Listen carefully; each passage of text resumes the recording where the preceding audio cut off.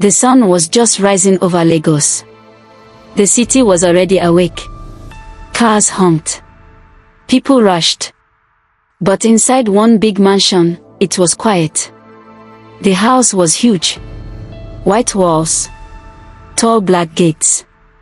Big palm trees lined the driveway. Expensive cars were parked neatly, shining under the morning sun. Security guards stood at attention. Maids moved quietly from room to room, cleaning and arranging. Inside the house, Chief Adeola sat at the head of a long dining table. He was a tall man, strong for his age, with a wide chest and a sharp face. His skin was smooth, dark, and glowing. His grey beard was trimmed perfectly. He wore a white flowing agbada with golden embroidery and a red cap that sat firm on his head. His gold wristwatch sparkled as he lifted his glass of fresh orange juice. He looked like a king. Around him sat his 3 wives. Tomowa, his first wife, sat closest to him. She was in her early 50s. Her head tie was tall and neatly wrapped. She wore a rich green lace dress with gold jewelry. She smiled often, but her eyes watched everything. She knew how the house worked. She had built this home with Chief Adeola from the beginning. Bola, the second wife, sat across from Tomowa. She was younger, in her early 40s. She wore a simple but stylish modern dress, light makeup, and a thin gold chain. She worked part-time at a fashion boutique. She carried herself with confidence but spoke very little during breakfast. Her phone sat close to her plate, buzzing from time to time. Ronk, the youngest, sat quietly at the end of the table. She was in her late 20s. She wore a soft pink gown, her face fresh with only a touch of gloss. Her eyes stayed down most of the time. She rarely spoke unless spoken to. She was polite and gentle but always observing. The table was full of food. Hot yam porridge, fried plantains, boiled eggs, fresh bread, and steaming cups of tea. Maids stood nearby, waiting to serve. Chief Adeola cleared his throat. "My meeting starts at 9, he said firmly. As the driver arrived. "Yes, sir," one of the maids answered quickly. He nodded, then looked at his wives. "Tomowa, make sure the contractors come today. That fence at the back must be finished before the rains." "Yes, my husband," Tomowa replied calmly. "Bola," he said, turning to the second wife, "I transferred money to your account. Make sure your shop stays on track." "Thank you, my husband," she said with a small smile. His eyes shifted to Ronk. "Ronk, keep your doctor's appointment.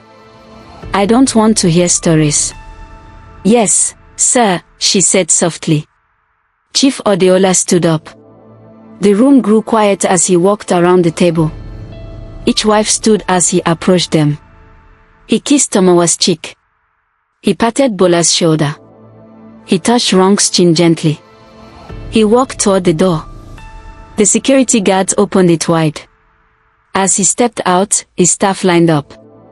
"Good morning, Chief," they all greeted at once. He raised his hand. "Good morning." His shoes clicked on the marble floor.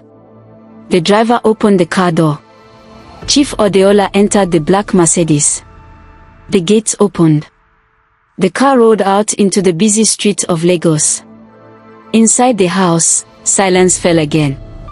Later that afternoon, Chief Adeola stood in the company's event hall. His company, Adeola Holdings, was one of the biggest in Lagos. Oil, real estate, imports, everything. The hall was full of well-dressed men and women. His employees, business partners, government officials. Waiters moved around with drinks. Soft music played in the background. Chief Adeola stood tall, shaking hands, smiling, and laughing. His agbada was now navy blue with silver threads. His diamond ring caught the light as he gestured while speaking. He was the center of attention. As he moved across the hall, his eyes locked. For a brief second, with a young female employee standing by the wall. She quickly looked away. Bola, standing not far away, noticed the glance. Her smile faded slightly. She sipped her drink, eyes narrowing. But she said nothing. A few steps away, a group of office workers were talking. "I heard what happened yesterday," one whispered. "Shoo," another warned, looking up nervously. Chief Adeola was walking toward them. As he approached, the group fell silent. "Good afternoon, sir," they greeted, voices stiff. "Good afternoon," Chief Adeola said, smiling. He walked past them, his smile not fading. But one man in the group, an older staff member named Mr. Femi, frowned slightly. His face showed something close to worry or disapproval. But he quickly masked it as the chief turned to glance at him. Chief Adeola saw it. But he dismissed it in his mind. Jealousy, he thought. They envy my position. They all wish they were me. He shook the thought off and continued his rounds, greeting more people. Later that evening, back at the house, the three wives sat in different parts of the mansion. Tomowa sat on the balcony upstairs, reading her Bible. Bola was in the sitting room, speaking softly on the phone. Ronk sat in the backyard garden, quietly watching the flowers. The house was peaceful, but something was brewing beneath the calm. Bola's voice was low. "Yes, I saw the way he looked at that girl," she said into the phone. "I don't trust him." A voice replied from the other side, too soft to hear fully. "Don't worry, I will watch him closely," Bola said. She ended the call and looked toward the window. Chief Adeola was outside, standing near one of his cars, speaking to his personal assistant. He laughed loudly, clapping the man on the shoulder. The assistant looked nervous, nodding quickly. Bola's eyes narrowed again. Upstairs, Tomowa watched from her balcony. She saw Bola watching. She saw the assistant's nervous smile. She closed her Bible slowly and whispered, Out in the garden, Ronk sat very still. She heard everything. Her hands gently touched the petals of a red hibiscus flower. She said nothing, but her mind was racing. Inside his study, Chief Adeola leaned back in his leather chair. The room was filled with books, awards, and framed photos of him shaking hands with important people. His phone buzzed. It was a message from the young female employee. "Sir, thank you for your kindness today." He smiled, typing quickly. "Always, my dear. You are special." He put the phone down and lit a cigar. The sweet smoke filled the room. He thought of his wives, his business, and his power. "No one can touch me," he said softly to himself. But outside his door, a maid walked by. She paused briefly, hearing his words. She shook her head and whispered under her breath, "God is watching." She continued walking, her footsteps light on the marble floor. The night grew deeper. In her room, Bola couldn't sleep.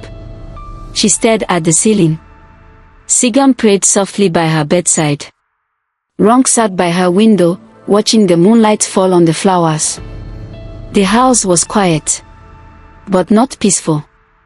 In the shadows, suspicion was growing.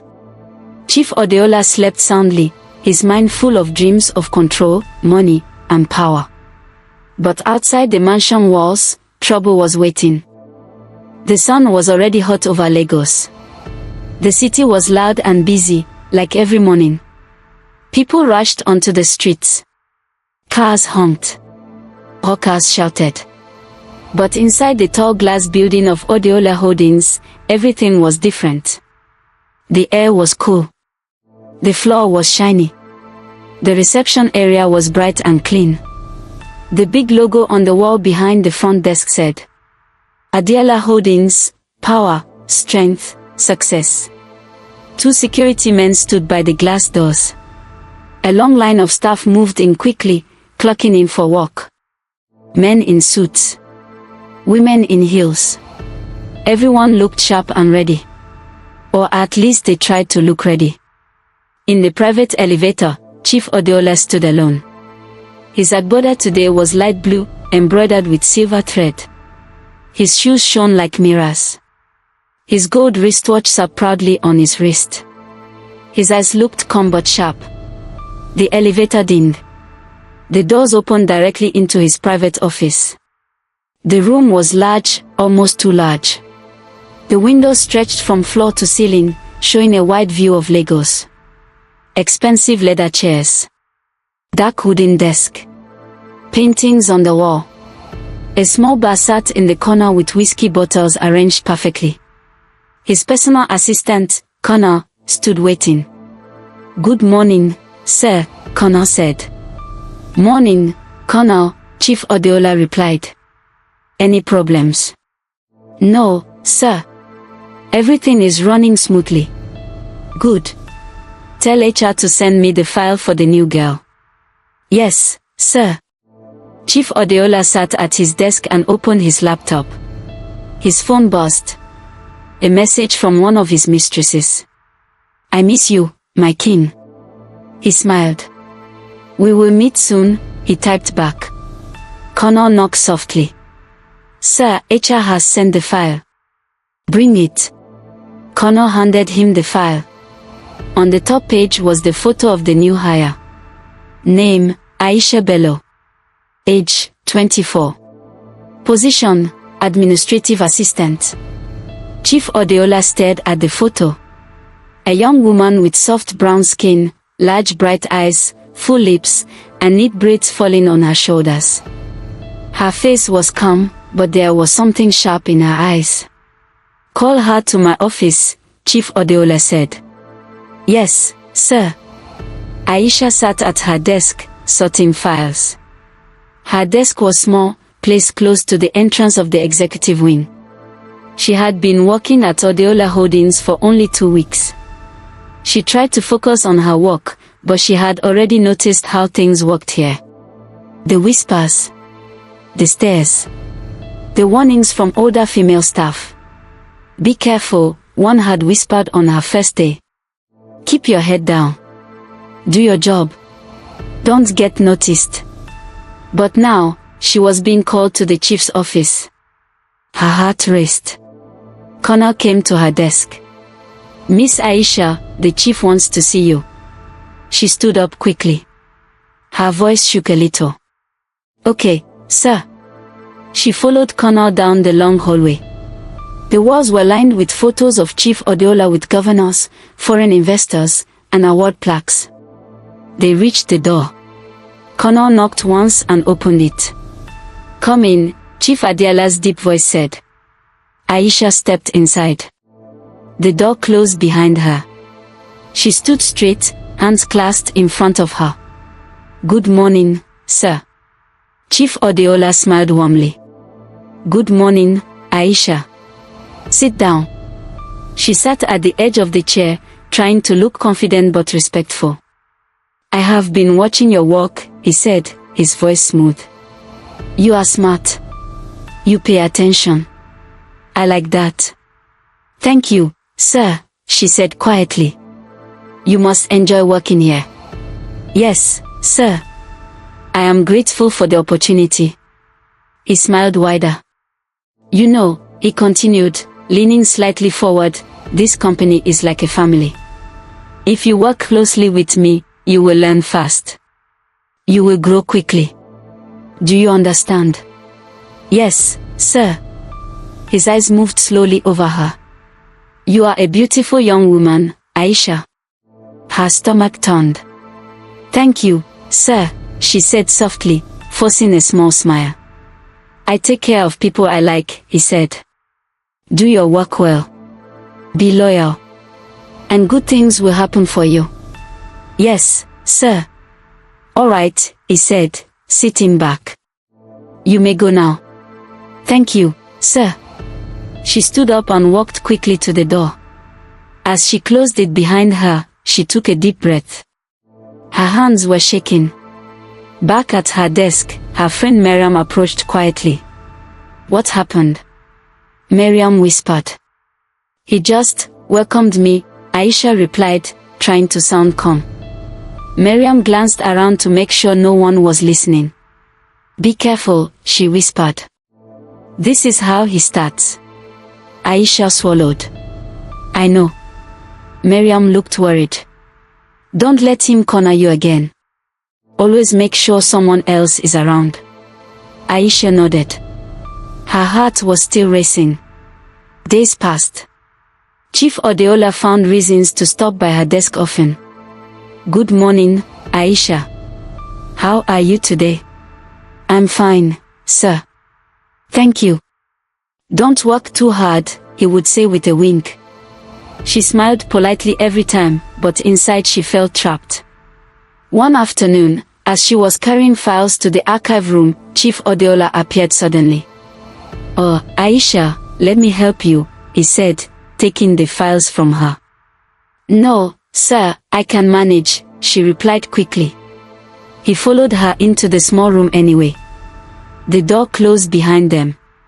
He stood close. Too close. You don't have to be shy with me, he said softly. Aisha stepped back. Sir, please, I have work to do. He smiled, but his eyes darkened. You are very special, Aisha.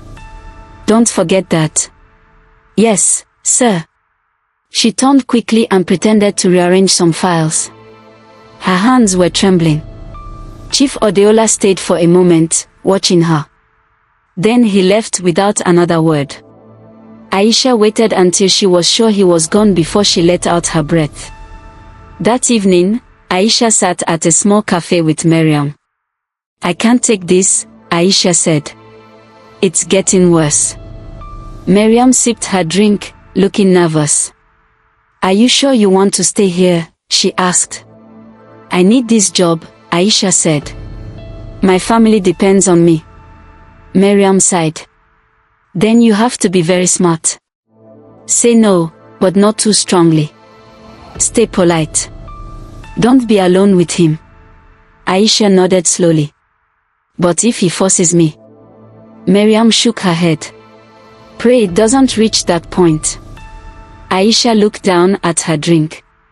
In the office, the pressure kept building. Chief Adeola started sending gifts. A box of chocolates. An expensive perfume. A fancy handbag.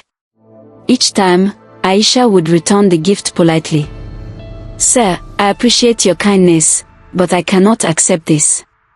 He would smile and say, it's nothing, my dear. You deserve more. But behind his smile, his frustration was growing. No one had rejected him like this before.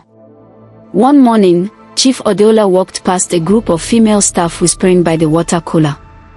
When they saw him, they fell silent immediately. He smiled, but his eyes narrowed. He had enough before they stopped talking. She's lucky she hasn't fallen yet. Let's see how long she can resist him. His pride was bruised. Inside his office, he called Connor. Bring me Aisha's file again. Yes, sir. He opened the file and stared at her photo. She's playing a dangerous game, he said softly. The next day, he called her again to his office. Aisha entered, nervous but calm. Sit down, he said. She sat. I heard you returned my gifts, he said, his voice a little colder than before. Yes, sir, she replied quietly. Do you not like them? I appreciate your kindness, sir. But I don't feel comfortable accepting gifts. He leaned forward. Do you know who I am? Yes, sir. I can make your life very easy here, Aisha. Or very hard. She swallowed. I only want to do my work, sir. His smile vanished for a second, then returned quickly. Very well, he said. You may go. Thank you, sir. As she walked out, her legs felt weak. Outside the office, Connor approached her. Be careful, Miss Aisha, he whispered. The chief does not like to be refused. Aisha looked at him, scared. Why are you telling me this? Connor sighed. I've seen this before. Many times. Just be careful. He walked away before anyone saw him speaking to her. Later that night, Chief Adeola sat in his mansion, drinking whiskey. Bola entered the study. My husband, are you alright? I'm fine, he said, not looking at her. She sat on the couch, watching him closely. You seem troubled. It's work, he said simply. She smiled slightly. Your young staff, perhaps. He turned his head sharply. What do you mean? Nothing, she said, standing up. I just hear things. He watched her leave, his face dark. Outside the study, Bola's smile faded. She walked down the hall, her mind racing. She had heard rumors, too. And now she knew the rumors were true. Back at her small apartment, Aisha knelt by her bed, praying. God, please protect me. I need this job. But I don't want to lose myself. Please help me. Tears rolled down her cheeks. Inside Adeola Holdings, the tension was growing. Staff whispered. Some watched Aisha with pity. Others looked at her with cold eyes, waiting for her to fall like the others. Chief Adeola was used to control. But now, for the first time, someone was resisting him. And he didn't like it. The game had started. And it was far from over. The rainy season had started in Lagos. Heavy drops fell on the rooftops, washing the streets. The sky was grey, and thunder rumbled far away. But inside Chief Adeola's mansion, the rain was only a distant sound. In the large sitting room, the air smelled of rich wood and polished floors. The gold curtains were half drawn. A large chandelier hung from the ceiling, glittering with soft light. Tomowa sat on the leather sofa, carefully peeling an orange. Her fingers moved slowly, but her eyes were sharp. The TV was on, playing softly, but she was not watching. She was listening. Bola stood by the window, staring outside, her arms crossed. She was dressed in a simple brown gown, her hair tied back. Ronk sat quietly in a corner, pretending to read a magazine. But her eyes were watching both women. There was no conversation. Only the quiet tension in the air. Then the front door opened. Chief Adeola entered, wiping his hands with a small white towel. His driver stood outside, closing the door behind him. He looked around the room, sensing the silence. My wives, he greeted, forcing a small smile. Welcome, my husband, Tomowa replied softly. How was your day? Ronk asked politely. Bola only nodded. Chief Adeola noticed her coldness but chose to ignore it. Busy, he said. Very busy. He dropped his keys into a bowl by the door and walked toward the stairs. I'll be in my study. The wives watched him disappear upstairs. When the door closed behind him, Bola finally spoke. He's lying. Tomowa sighed. Be careful, Bola. I'm tired of pretending, Bola whispered sharply. I know what he's doing. Ronk raised her eyes. What do you mean? Bola lowered her voice. Late nights. Business trips. Extra phones. I've seen messages. Pictures.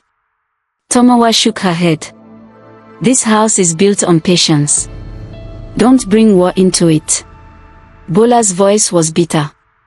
There's already war. You just choose not to see it.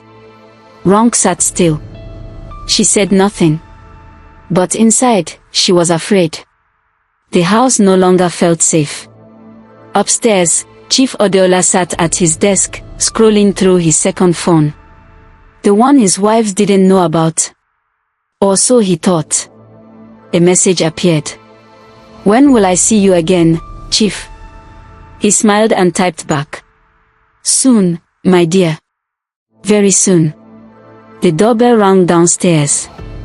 He ignored it. His phone buzzed again. This time, another woman. I need money, Chief. My rent is due. He sighed and sent a transfer immediately. 10,000 naira. Small change for him. His phone buzzed again. Another message. This time from an unknown number. Be careful, Chief. Eyes are watching you. He froze. His smile disappeared. He stared at the message, his chest tightening. He stood up and pulled the curtain aside, looking into the dark, rainy night. The street was empty. Only the security guard stood by the gate. He quickly deleted the message and locked the phone in his drawer. The next morning, Bola stood by the kitchen counter, speaking softly to her cousin, Titi, on the phone. Titi, I need your help, she whispered. What is it? I want you to check his phone records. The second phone. Are you sure you want to go that far? I'm already far. I just need proof. Titi sighed. Okay. Send me the number. I will. Please hurry. Bola ended the call and looked around. The maids pretended not to hear. Ronk walked into the kitchen, holding a glass of juice. You shouldn't do this, Ronk said softly. Bola looked at her. And you shouldn't stay silent. Ronk looked away. I'm not as strong as you. Bola's voice softened. Strength is not about shouting. It's about knowing when to act. Ronk said nothing. At the office, Chief Adeola was in a heated meeting with his business partners.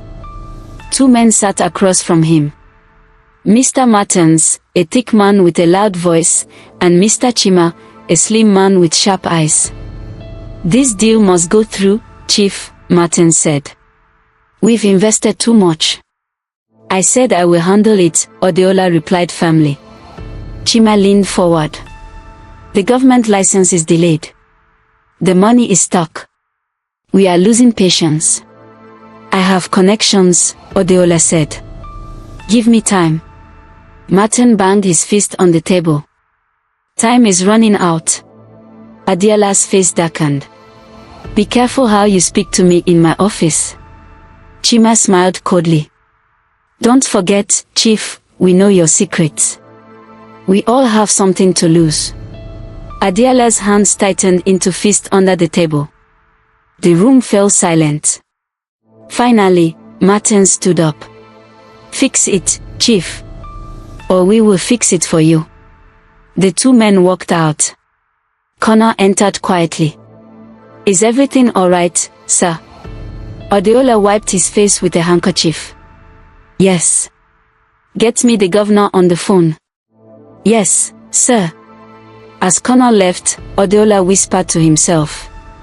These men think they can scare me. They don't know who I am. But deep inside, a small fear was growing. That evening, Bola's cousin Titi called. I got the records. Bola's heart raced. And there are many calls. Long ones. And the numbers, several women. Some foreign numbers too. Bola closed her eyes, trying to breathe. Can you send me the files? Yes. But Bola, be careful. This man is dangerous. I know. Thank you. She ended the call. Ronk entered her room quietly. You got the proof? Bola nodded. Yes. Ronk sat down beside her. What will you do now? I don't know yet. Ronk's voice trembled. Be careful, sister. Bola reached for her hand. We must protect each other now. This house is not what it used to be. In the office the next day, Aisha was filing documents when Chief Adeola walked past her desk. He stopped and leaned toward her. Come to my office at noon, he said softly. Yes, sir, she replied, her voice flat. At noon, she entered his office, feeling sick inside. Sit down, he said. She sat, keeping her hands on her lap. I've been patient with you, Aisha, he started. She stayed silent. You think you're clever, rejecting my kindness, making me look like a fool. Sir, I only want to walk, she said, her voice trembling. You think others haven't tried this before, he continued, his voice harder. They all returned. You will too. Her throat dried. She looked at the floor. I won't force you, he said. But your time here depends on your attitude. She whispered, are you threatening me? He smiled coldly. I'm giving you a choice. Tears burned her eyes, but she refused to let them fall. Thank you, sir, she said quietly. You may leave. She stood up and left the office, her legs weak. Outside, Miriam pulled her aside. Are you okay? Aisha shook her head. I have to leave. I can't stay here. Miriam's face fell. But where will you go? I don't know. But I won't let him destroy me. That night, back at the mansion, Chief Adeola sat in his study, drinking again. He scrolled through messages from his business partners, women, and bankers. His phone buzzed again. Another unknown number. You can't hide forever. He jumped up, sweat breaking on his forehead. Who is this? He typed back. No reply. The door creaked open. Bola entered. My husband, may I speak with you? Not now, he snapped. Bola stood firm. It's important. He looked at her, annoyed. What is it? She stepped closer. I know about the women. His eyes froze. What are you talking about? I've seen the calls. The messages. The secret accounts. His face twisted. You went through my private things. She stared him in the eyes. I had to know the truth. He stood up sharply. You dare to spy on me in my own house. You brought shame into this house, she shouted. He raised his hand as if to strike her. She didn't flinch. Go ahead, she said calmly. Hit me. Show me who you really are. His hand trembled, but he lowered it. You will regret this, he hissed. You already regret it, she whispered. She turned and walked out, leaving him shaking with rage. In her room, Bola locked the door. Ronk was waiting. What happened? I confronted him. Ronk gasped. Was that wise? It's done, Bola said. There's no going back now. Ronk whispered, we need to protect ourselves. Bola nodded. Yes. From now on, we trust no one. Outside their room, Chief Adeola stood silently in the hallway, listening. His face was cold. His double life was falling apart. And war had begun inside his own house. The rain poured harder as the dark clouds covered Lagos again. The streets were wet, the drains overflowed, and the city moved slowly. But inside a small private restaurant hidden in a quiet corner of Victoria Island, a meeting was about to take place. The restaurant was closed for the evening. Only a few dim lights were on. Heavy curtains covered the windows. The air smelled of cigars and old wine. It was silent, except for the faint sound of the rain hitting the roof. Chief Adeola sat at the center table. His face was tense, his eyes restless. He wore a black agbada with silver embroidery, but he didn't look as proud as before. His phone sat on the table, screen facing down. Two men entered the room. Martins and Chima. Martins was heavier now, his suit barely buttoned. His face was hard, full of anger. Chima wore a thin smile as always, calm but dangerous. They sat down without greeting. Chima spoke first, voice low. Chief, we have a problem. Adeola stayed silent, his jaw tight. Martins leaned forward. 2 weeks ago, we were promised the license would be signed. The money was supposed to move. Nothing has happened. I told you, Adeola said, his voice calm but sharp. The governor's people are asking for more. These things take time. Martin slammed his hand on the table. Time. We gave you money. A lot of money. You used your name. You made promises. Adeola's hand tightened into a fist. I have done my part. The delays are political. Chima chuckled softly. Politics is your business, Chief. Not ours. The air was heavy. The tension was thick. Martin lowered his voice. If this deal fails, we both lose. But you lose more. Adeola narrowed his eyes. Are you threatening me? Chima smiled again. No, Chief. We are reminding you. You owe us. And you know we are not patient men. For a moment, silence filled the room. Finally, Adeola spoke. I will fix it. Give me 1 more week. Martin stood up, adjusting his jacket. You have 5 days. Chima followed. If you fail, Chief, it won't be politics you answer to. They left the room, leaving Adeola alone. He sat still for a moment, then slowly picked up his phone. The unknown number had sent another message. Tick-tock, Chief. His hand shook as he turned off the phone. Later that night, back at the mansion, Bola watched him enter the house. She stood at the top of the staircase, arms crossed. He didn't speak to her. He walked past, heading straight to his study. The door slammed behind him. Bola sighed deeply. She turned and walked toward Rong's room. Inside, Rong sat by the window, staring into the night. His back, Bola said softly. Rong nodded. How did the meeting go? I don't know, Bola replied. But something is breaking him. I see it in his eyes. Rong looked worried. What do we do? Bola sat down beside her. We wait. He is losing control. The lies are eating him.